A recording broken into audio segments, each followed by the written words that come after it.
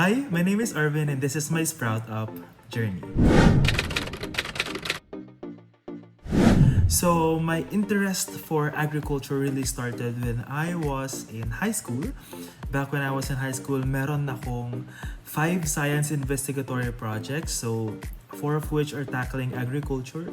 So more on biochem, ganyan. One of them is tackling fisheries. So I think that led me to choosing agriculture when I was applying for my college na. And right now, I am a graduate teaching associate here at the University of the Philippines, Los Baños. And I am also the founder of Sprout Up I6111, and I started the Sprout Up movement. So this movement actually aims to encourage yung mga kabataan natin na mag-venture sa agriculture. Para kasi ang karaniwang nasa isip na lang ng tao kapag agriculture, magtatanim na yan, ganito. But we want you to know na hindi lang yun ganon. We have a lot of fields na pwede mong puntahan. We have animal science, soil science, agricultural extension and communication, crop protection, meron pa dong entomology, meron din dong plant pathology, weed science, meron tayong agroforestry, meron din tayong agricultural systems, rural sociology, yung mga yan, they are all under agriculture. So, our country has a lot of potential when it comes to agriculture. We are even claiming to be an agricultural country.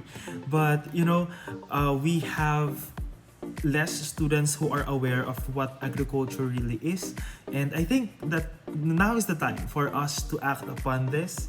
I am currently using agriculture, and back when I was in undergraduate, I am even making money out of my knowledge in agriculture. I was a writer for gardening blogs and companies in the United States from my second year up to now. At meron talagang pera sa agrikultura. And that is something that I can really testify to. I believe na ngayon na talaga yung oras para ating makita ang kahalagahan ng agrikultura sa ating bansa, lalo pat ang dami nating kinahaharap na mga problema sa agrikultura. For example, yung oversupply ng mga commodities, ganyan, o kaya yung sobrang taas na presyo ng mga commodities.